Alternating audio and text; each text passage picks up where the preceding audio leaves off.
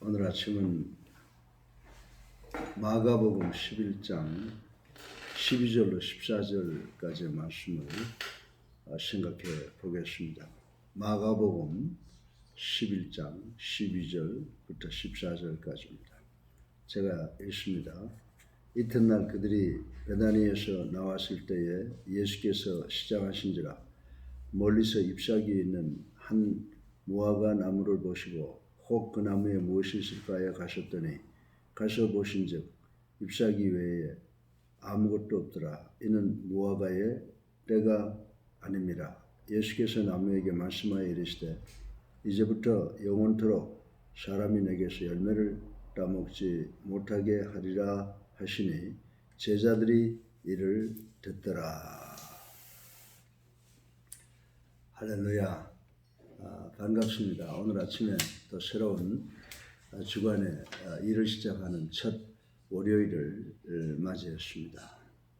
오늘도 역시 우리의 마음을 무겁게 하고 또 더 나아가서는 두렵게 하는 코로나가 아직도 전 세계적으로 극성을 부리고 있습니다.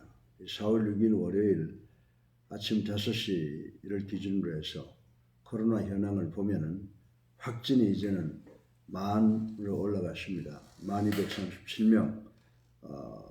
격리 해제가 다른 나라와 비해서 확실하게 많이 일어나고 있습니다. 6,463명입니다. 그리고 세상을 떠난 사람이 183명 이렇게 되어 있는데 다른 나라와 비교해 보면 참으로 비교가 안 되는 그런 통계 수치지만 역시 이 질병의 전염은 우리 한국만이 해결할 수 있는 그런 문제가 아니라 전 세계적으로 이 문제를 함께 해결해야 되는 그런 문제라고 생각합니다. 그래서 우리가 서로 우리나라의 우리 국민들도 하나가 돼서 이 문제를 해결하지만 서로가 협력하는 그런 현상이 일어나야 된다고 생각을 합니다. 참으로 하나님께서 이 질병을 통해서 온 세계에 협력이 무엇인가를 가르쳐 주시는 섭리가 성취되는 것이라고 생각을 하고 참으로 하나님께 감사를 드립니다. 우리 모두 오늘 이 새벽 기도를 통해서 하나님께 우리의 가장 드려야 될 영광을 돌리고 또 그리고 우리들의 잘못을 회개하고 갈보리 언덕 주님의 십자가 그 사랑 감사하는 이 시간이 되기를 바랍니다. 그래서 이번 한 주간도 우리 모두가 주님이 주시는 축복 속에서 잘 살아갈 수 있는 그런 하루가 되기를 주님의 이름으로 간곡히 여러분들에게 축복을 드립니다. 여러분들이 잘 아시는 바와 마찬가지로 어제는 종려주일이었다고 하는 것을 우리는 잘 알고 있습니다. 종려주일은 우리 주님께서 십자가에 달리시기 위해서 예루살렘으로 입성하는 그런 주일이지만 어떻게 보면 이제 십자가를 정복하고 장사 지내고 부활하신 그런 승리를 위해서 올라가신 그런 주일이라고 생각해서 이 종려주일을 가리켜서 승리의 날이다 이렇게 말씀도 하는 분들도 계십니다. 근데 오늘은 월요일입니다. 월요일에서는 어떤 현상이 일어나느냐 하면 그 베다니에서 예루살렘에 올라가시는 그 도상에서 우리 주님께서 시장길을 느끼시고 아마 주변을 돌아보니까 나무잎이 풍성한 그런 무화과 나무 하나를 발견하고 거기에서 뭐 드실 것이 있나 찾아보기 위해서 갔는데 그 나무에는 열매 하나 없이 잎만 무성한 그런 그 모습을 보게 됩니다. 그리고 또 한 가지의 사건이 생겨나는데 뭐냐면 월요일 날에 성전 정화 사건이 있었죠. 근데 이 사건이 오늘 월요일을 대표하는 사건인데 이 감람나무 저주한 이 사건은 논리적으로 잘못된 것이다라고 생각하는 사람들이 없지 않아 있습니다. 왜냐하면 무화과나무에서 열매를 맺는 그 시기가 5, 6월 달인데 그렇지 않았기 때문에 때가 안 된 무화과나무를 저주했다. 그래서 예수님의 깊은 심정을 이해하지 못한 인생들은 그것을 비난의 쟁점으로 삼고 있습니다. 그리고 뒤이어서 나오는 이 성전 정화 작업도 하나님께서 예수님께서 깊은 의도를 가지시고 행한 것이라고 생각을 할 수가 있습니다. 그래서 이 주님께서 무화과나무를 저주한 것을 상징적으로 생각을 해보면은 그 열매 없는 무화과나무를 저주했다 이렇게 생각하지 말고 정말 경건의 모양은 있으나 능력이 없는 이스라엘 백성들을 꾸짖고 의미심장한 그 이스라엘 민족의 마지막을 경고한 그런 의미가 있었다라고 하는 것을 생각을 해 볼 수가 있습니다. 그리고 뒤에서 나오는 성전 정화 사건도 예수님께서 그저 성전 하나 깨끗하게 하기 위해서 하신 것이 아니라 이 이스라엘 민족이 교만하고 잘못된 그 죄를 짓는 것으로 인해서 멸망당하듯이 이 모양만 갖추고 있는 예루살렘 성전까지도 이제 때가 되면 내려앉을 것이라고 하는 것을 예언한 것이다라고 하는 그런 상징적인 의미가 있는 것을 우리는 알아야 됩니다. 그런데 놀라운 것은 뭐냐 하면 AD 70년경이 돼서 로마의 티토 장군에 의해서 예루살렘이 멸망하죠. 예루살렘 성이 멸망당하고 또 성전이 완전히 파괴돼서 도로남지 않는 그런 상황으로 입증되는 것을 볼 때 예수님이 하나님이시라고 하는 것을 우리는 다시 한번 생각을 해 볼 수가 있습니다. 그런데 여러분들 이 저주받은 무화과 나무의 의미가 그것을 접하는 사람마다 다르게 생각한다라고 하는 것을 우리는 알 수가 있습니다. 여러분들 버틀런 러셀이라고 하는 사람 잘 알죠? 그분은 난 크리스찬인데 그분이 저서가 유명한 게 있습니다. 내가 왜 기독교인이 아닌가라고 하는 책을 내면서 그 안에 자기가 예수님을 신뢰할 수 없었던 점들을 열거하는 대목이 있습니다. 그 중에 하나가 예수님의 비도덕적인 행동인 바로 본문에 나오는 죄 없는 무화과나무를 저주한 것을 그 이유 중에 하나로 들고 있는 것을 우리는 볼 수가 있습니다. 무화과의 때가 아니어서 열매가 없는 것은 결코 그 나무의 잘못이 아니다. 그런 나무를 저주했다는 것은 전혀 비도덕적인 행동이었다. 그래서 나는 예수 믿기를 포기했다라고 하는 것이 그가 그 책에서 서술한 그 맥락이었다라고 하는 것을 읽어볼 수가 있습니다. 사랑하는 성도 여러분, 우리가 성경 구약부터 신약까지 66권을 읽으면서 어디 우리의 작은 머리로 이해할 수 없는 것이 한두 가지입니까? 하나님의 말씀을 우리가 어떻게 이해할 수 있고 또 하나님의 그 깊은 뜻, 높은 뜻, 하나님의 생각, 하나님의 뜻을 우리가 알 수가 있겠습니까? 성경 안에는 우리같이 범인이 이해하기 어려운 구절이 참으로 많습니다. 죄 없이 저주받은 무화과나무 이야기도 그런 어려운 구절 중에 하나라고 저는 생각을 합니다. 그렇다면 그 나무가 죄 없이 저주받은 것이 어떤 이유가 있을까요? 그리고 그 죄 없는 나무를 저주하는 것을 통해서 우리 주님께서 우리에게 주시려고 하는 교훈은 무엇인가를 한번 깊이 생각해보고 현재처럼 정치, 경제, 사회, 교육, 윤리 그리고 더 나아가서는 이 보건위생까지도 완벽한 어려움을 당하는 이 시대에 이 말씀을 통해서 우리가 어떤 교훈을 얻을 수 있는가를 생각해보고 오늘 아침에 은혜 받기를 주님의 이름으로 축원합니다. 오늘은 두 가지를 통해서 우리 모두가 은혜 받는 교훈을 얻는 시간이 되기를 바랍니다. 먼저 저주받은 무화과 나무는 그 의미가 무엇일까요? 이것은 저는 그렇게 생각합니다. 안과 박이 다른 위선적 유대 교인들을 이 나무잎만 무성한 그 무화과 나무에 비교해서 말씀하시는 것이라고 저는 생각을 합니다. 예수님 일행이 베다니에서 하룻밤을 보내시고 다시 예루살렘 성으로 향해서 가시는 길이었습니다. 이때 예수님께서는 길가에 있는 무화과 나무에서 실과를 얻고자 했으나 그때는 무화과철이 아니었던 관계로 무화과를 얻지 못했습니다. 그래서 그 즉시 예수님은 그 나무를 저주하여 말라 죽게 만드셨다라고 하는 것을 우리 본문을 통해서 읽어보므로 다 알고 우리 모두가 다 잘 알고 있는 말씀이라고 하는 것입니다. 어떻게 보면 이 같은 사실은 나무잎은 무성하나 열매를 맺지 못하는 나무들을 바꾸어서 우리의 삶과 비교해 본다면, 인간의 삶과 비교해 본다면 겉은 화려하지만 전혀 내실이 없는, 결실이 없던 우리 인간들, 다시 말해서 본문에 등장하고 있는 유대인들의 이 의식적인 삶, 외식을 상징한다는 점에서 그 징벌은 어떻게 보면 마땅한 것이다 라고 생각할 수가 있습니다.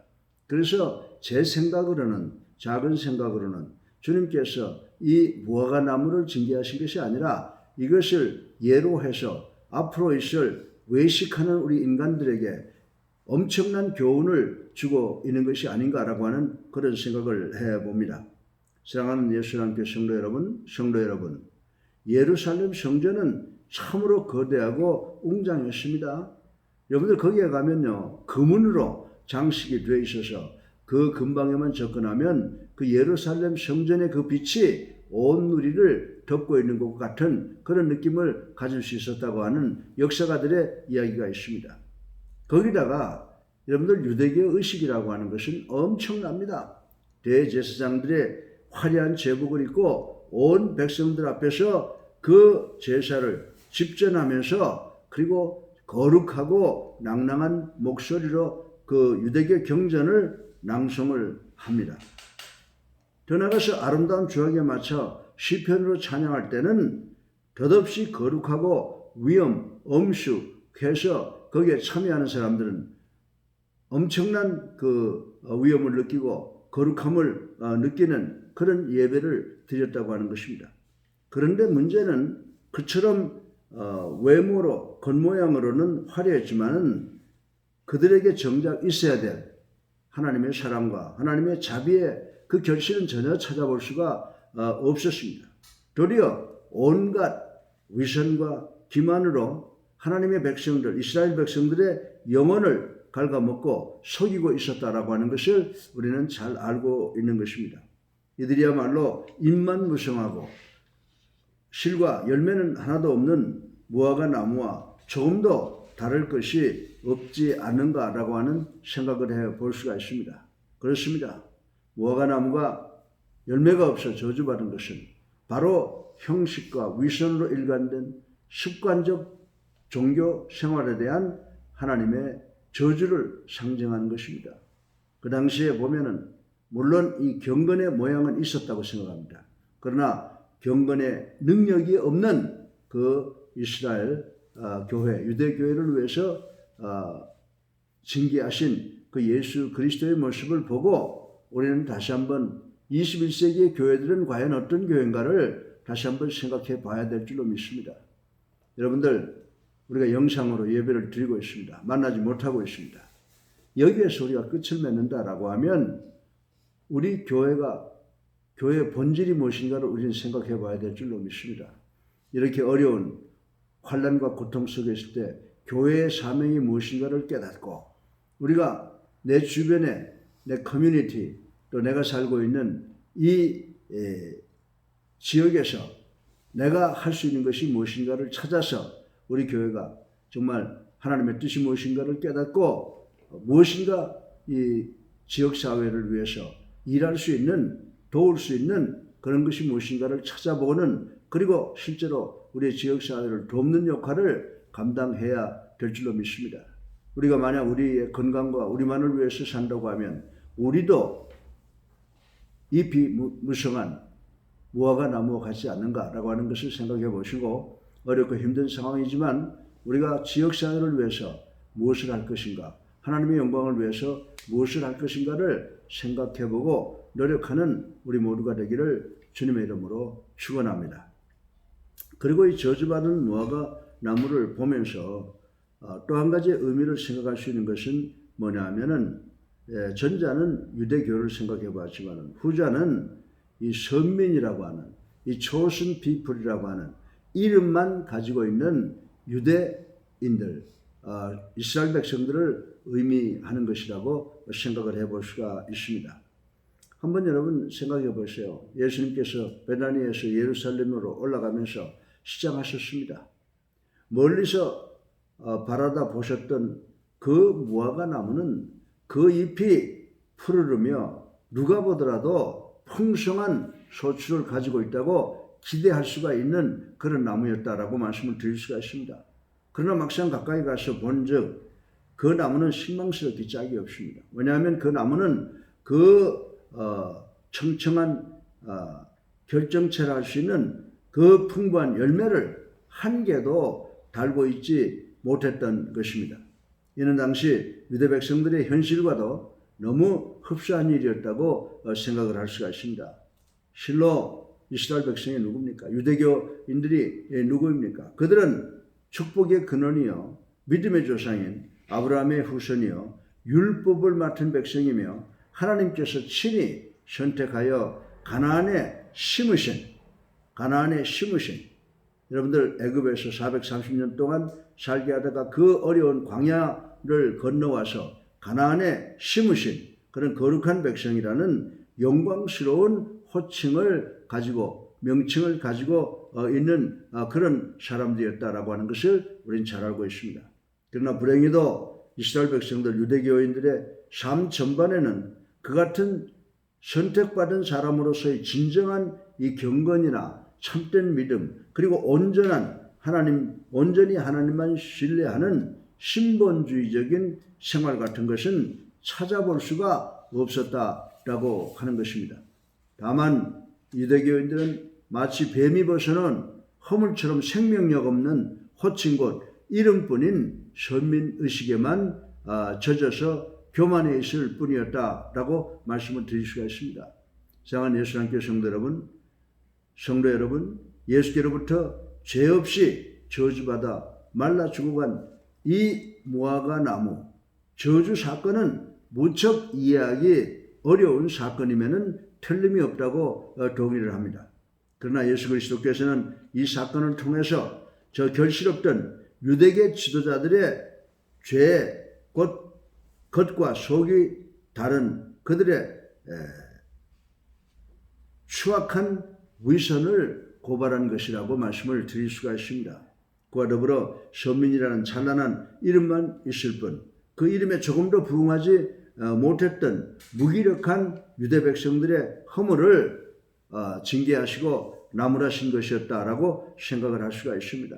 쉽게 말해서 감람나무의 저주와 성전 청결은 예루살렘 성전의 파괴와 그리고 이스라엘의 멸망을 예언하신 것이다. 이렇게 생각하시면 틀림이 없는 줄로 믿습니다. 실로 이 같은 예수님의 지적과 책망은 오늘 21세기를 살아가고 있는 우리 성도들로 부름을 받았으나 참된 경건의 노력은 고사하고 그 삶의 그리스도의 사랑을 전혀 실천하지 못하는 위선되고 허망한 우리들에게 주어지는 경고가 아닌가를 생각해 보시길 바랍니다. 그래서 이제 마지막 때를 살아가고 있는 우리라고 생각해도 틀림이 없습니다. 이제 하나님께서 이 코로나라고 하는 이 질병을 주어서 우리를 깨닫게 하시는 줄로 믿습니다. 이제 우리 모두가 이 감람나무의 사건을 보고 우리도 경건의 모양은 있으나 경건의 능력이 없는 그런 죄인들이 아닌가를 생각해보고 이 코로나를 극복하는 것도 중요하지만 이 배후에 있는 하나님의 뜻을 발견하고 우리가 하나님의 뜻을 실천하는 능력 있는 교회가 되게 하여서 하나님을 기쁘시게 하고 또 하나님이 이 모든 이 징벌을 이제 거두어 가시는 그때가 하루속히 오도록 노력하는 우리 모두가 되고 승리하는 우리 모두가 되기를 주님의 이름으로 축원합니다. 사랑하는 여러분, 이번 주간에 어렵고 힘들 것입니다. 그러나 우리 주님만 바라보고 우리를 사랑하셔서 우리가 구원되기를 원하시는 그 하나님의 손을 붙잡고 승리하시는 우리 모두가 되기를 주님의 이름으로 축원합니다. 할렐루야. 아멘. 예.